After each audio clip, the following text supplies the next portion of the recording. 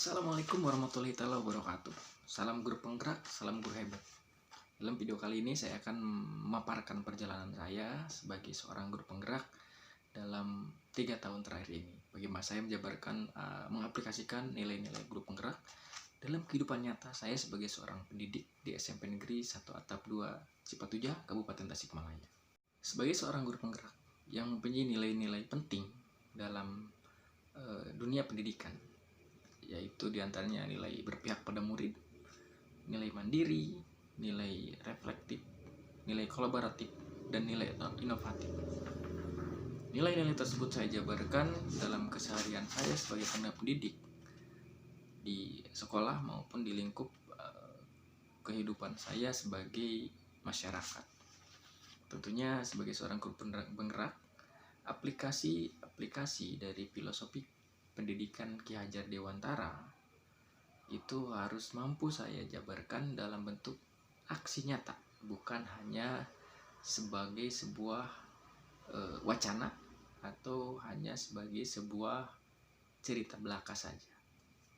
Sebagai seorang guru penggerak, tentu rutinitas saya tidak akan jauh dari rutinitas sebagai seorang pendidik.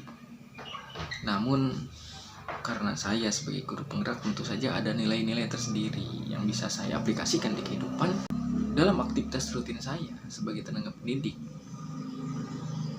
Tentu saja saya memberikan pengajaran yang berbeda dengan pengajaran yang saya lakukan sebelum saya menjadi seorang guru penggerak. Ada perubahan yang signifikan, terutama dari pola lama teacher center atau pembelajaran berpusat pada guru berubah paradigmanya menjadi pembelajaran yang berpusat pada siswa atau student center. Ini tentu saja sesuai dengan filosofi pendidikan Ki Hajar Dewantara, di mana seorang pendidik itu kewajibannya hanyalah seorang penuntun, bukan penuntut. Hanya membimbing, mengarahkan anak dengan kodratnya masing-masing agar kodratnya ini bisa tumbuh dan berkembang sesuai dengan arah yang benar, menjadi seorang pribadi anak didik yang berkarakter sesuai dengan tujuan pendidikan kita bersama, menjadikan anak jauh lebih baik dari sebelumnya. Kemudian dalam keseharian saya dalam pembelajaran banyak perubahan-perubahan, di antaranya pembelajaran yang saya bangun lebih interaktif, lebih membangun antusias siswa untuk terlibat di dalam pembelajaran itu sendiri.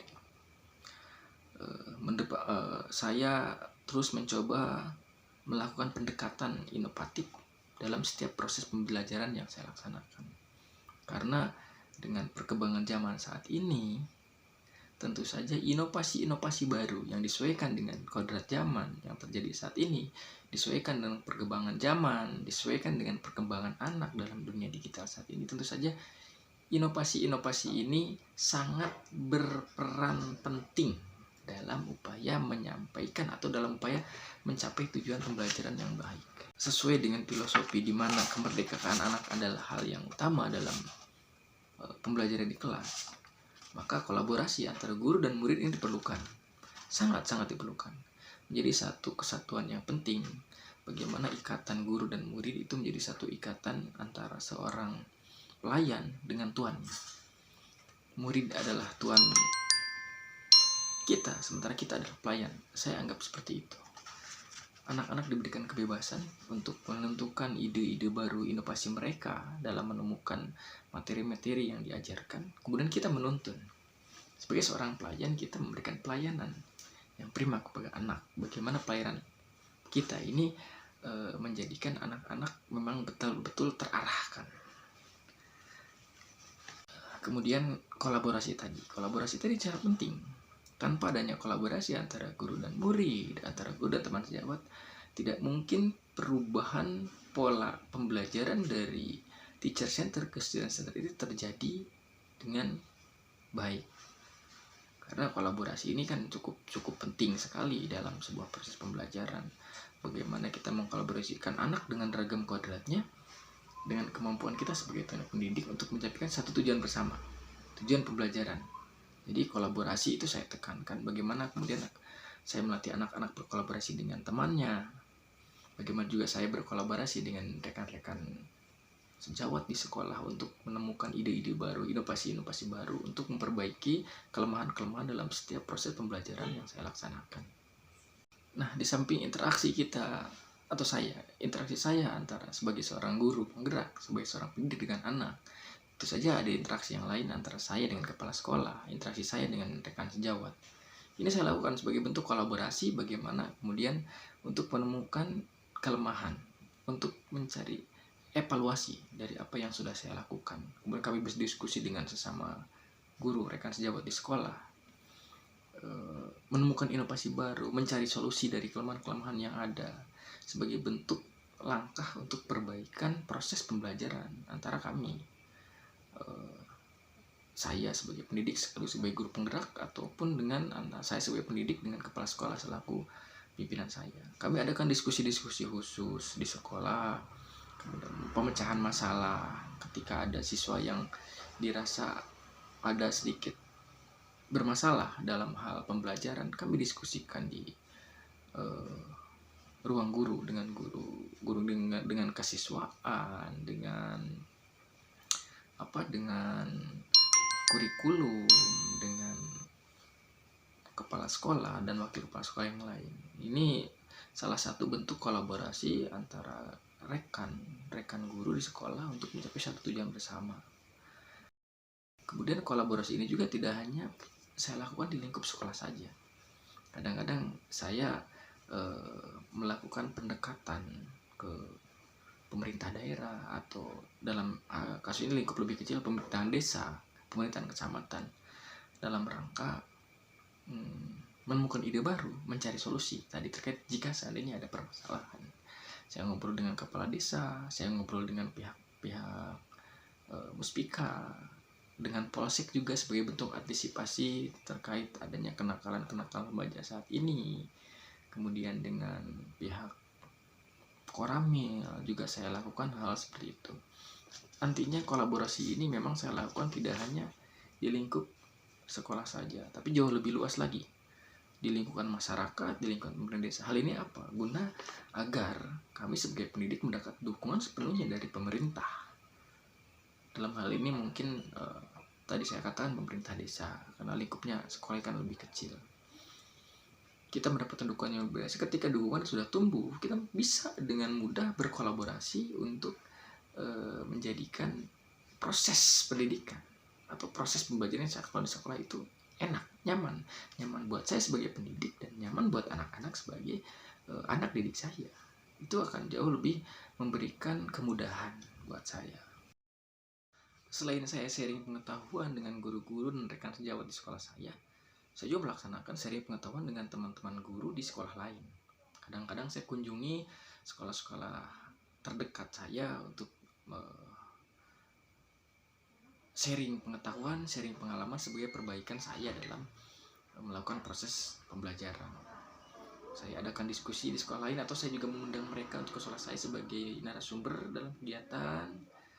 Kita berbagi, kita melakukan sharing season dengan teman-teman sejawat dari sekolah-sekolah lain. Ini saya lakukan sebagai bentuk pertukaran informasi untuk perbaikan saya dalam proses pembelajaran. Apa kekurangan saya, kelemahan saya yang bisa saya temukan dengan hasil diskusi dari teman-teman dari sekolah-sekolah yang lain yang mungkin saja jauh lebih baik dari sekolah saya. Saya juga menginisiasi sebuah kegiatan yang di dalamnya melibatkan antara guru dengan tokoh masyarakat dan orang tua. Saya inisiasi sebuah kegiatan tersebut di sekolah saya di satu tempat di mana ini terjadi pertukaran informasi antara sikap anak di rumah dibandingkan dengan sikap anak di sekolah. Ini sebagai gambaran apakah proses pembelajaran, proses pembentukan mental, pembentukan karakter sesuai kodrat anak yang dilaksanakan di sekolah melalui saya dan rekan-rekan guru, apakah ada perubahan yang terjadi ketika mereka beraktivitas di lingkungan rumah mereka. Ini saya dalam kegiatan ini orang tua menyampaikan kami juga sampaikan, akhirnya kami bertukar informasi, akhirnya nanti muncul sebuah gagasan, sebuah ide-ide baru dari kami dan dari orang tua. Kami satukan menjadi sebuah terobosan baru nantinya sebagai sebuah langkah perbaikan. Kalau memang anak sudah ada perubahan, kita tinggal dipoles lagi agar perbaikan ini tetap konsisten. Bagi anak-anak yang memang belum terjadi perubahan yang baik, kami cari jalan keluar bagaimana kita berkolaborasi antara guru dan orang tua, berkolaborasi sehingga anak ini melakukan aktivitas yang baik yang berkarakter konsisten, entah di sekolah ataupun di lingkungan rumah mereka. Lalu apakah sejauh ini itu berhasil? Saya pikir ini surprise-nya. Ada peningkatan antusias belajar dari anak didik saya, yang biasanya anak-anak ini pasti berubah menjadi aktif, terlibat dalam pembelajaran. Kemudian ada peningkatan prestasi akademik mereka juga, ada peningkatan yang lumayan konsisten dan merata juga di setiap murid, meskipun ada beberapa yang kelihatannya peningkatannya sedikit, tapi itu adalah sebuah langkah maju dari proses-proses yang tadi saya laksanakan. Kemudian ada juga peningkatan emosional, ikatan kerjasama antara guru, sekolah, dengan tokoh, dengan masyarakat dan orang tua. Ada peningkatan hubungan yang baik antara sekolah dengan masyarakat, dengan orang tua. Ini sebuah sisi yang sangat positif, bagaimana orang tua kemudian mendukung langkah-langkah positif yang dilakukan oleh sekolah untuk peningkatan prestasi anak-anak mereka. Kemudian ada dukungan, ada pengakuan, ada apresiasi dari rekan-rekan guru, dari komunitas guru, dari pemerintah desa, pemerintah kecamatan terhadap apa yang kami laksanakan. Dari proses-proses, dari kegiatan-kegiatan yang kami laksanakan ini, alhamdulillah kami mendapatkan pengakuan. Setidaknya pengakuan ini adalah ucapan terima kasih dari para orang tua, dari pemerintah, bagaimana anak-anak ini sedikit mengalami perubahan, entah itu secara akademik maupun karakter anak-anak. Dan ini merupakan sebuah tambahan motivasi untuk berbuat lebih baik lagi ke depannya. Kesimpulan dari apa yang saya laksanakan ini, nilai-nilai guru penggerak itu berpengaruh sangat signifikan terhadap perubahan. Perubahan apa? Banyak. Perubahan karakter anak, perubahan pola pikir orang tua, perubahan pola pikir saya sendiri sebagai pendidik, perubahan pola pikir teman-teman sejawat, perubahan pola pikir di masyarakat, di lingkungan dekat sekolah. Ya, bagaimana kemudian nilai berpihak pada murid ini menjadikan murid antusias belajar di kelas, terlibat aktif dalam proses pembelajaran. Kemudian nilai mandiri bisa saya terapkan untuk saya pribadi, untuk kemudian saya tanpa ada perintah dari kepala sekolah, tanpa ada perintah dari dinas, saya melakukan sebuah terobosan yang berefek pada peningkatan kualitas saya sebagai tenaga pendidik. Kemudian nilai inovatif, bagaimana siswa semakin antusias memberikan ide, gagasan, saran, masukan bagi perbaikan proses pembelajaran yang mereka alami. Begitupun dari kami, saya sebagai pendidik, rekan-rekan guru juga semakin inovatif untuk menemukan metode-metode pembelajaran yang bagaimana metode-metode ini mampu mewakili aplikasi dari filosofi pendidikan Ki Hajar Dewantara, memerdekakan anak. Bagaimana inovasi pembelajaran ini kami kaitkan dengan bagaimana caranya anak semangat, antusias, terlibat langsung dalam pembelajaran. Kemudian dari nilai reflektif. Nilai reflektif ini dibutuhkannya, pentingnya itu bagaimana saya bisa menggali kelemahan dari proses pembelajaran yang saya lakukan. Anak didik juga sama, mereka menemukan kelemahan mereka ketika mereka mengikuti pembelajaran. Mereka bisa menemukan sesuatu yang kurang dari diri mereka pasca mengikuti pembelajaran yang dilaksanakan dengan mengoptimalisasikan nilai-nilai guru penggerak ini. Kemudian yang terakhir, kolaboratif. Bagaimana nilai kolaboratif itu menjadi sesuatu yang sangat penting. Kolaborasi yang terjadi antara guru dengan guru, rekan sejawat dengan kepala sekolah, dengan warga sekolah, dengan masyarakat, dengan orang tua, itu menjadi satu kekuatan yang sangat baik untuk membangun sebuah lingkungan belajar yang sehat, yang nyaman, yang membuat anak merasa diakui dan dimanusiakan. Kemudian kolaborasi antara guru dan murid.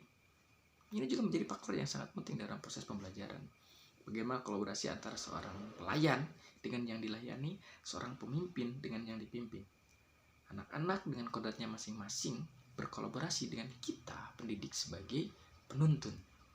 Ketika kolaborasi ini terjalin dengan sangat baik, akan membangun sebuah hubungan emosional yang luar biasa. Ketika hubungan emosional itu sudah terjalin, maka proses pembelajaran tentu saja sangat menyenangkan bagi dua pelaku pendidikan di dalam kelas ini, pendidik dan anak didik. Ketika kolaborasi ini sudah sangat terjalin dengan baik, maka akan menghasilkan sebuah pembelajaran, proses pembelajaran yang baik pula, dan menghasilkan sebuah produk pembelajaran yang luar biasa, dan menghasilkan lulusan anak-anak didik yang luar biasa. Demikian yang bisa saya paparkan, yang bisa saya sampaikan dalam kaitan kegiatan-kegiatan langkah-langkah yang saya laksanakan sebagai seorang guru penggerak. Mudah-mudahan langkah-langkah ini tidak hanya cukup berhenti sampai di satu keberhasilan saja, tapi saya berharap ada banyak keberhasilan, kesuksesan dalam dunia pendidikan yang bisa saya raih. Dan tentu saja ini akan menjadi sebuah kebanggaan tersendiri ketika ada kesuksesan yang saya peroleh dari hasil proses yang saya laksanakan dengan rekan-rekan di sekolah saya.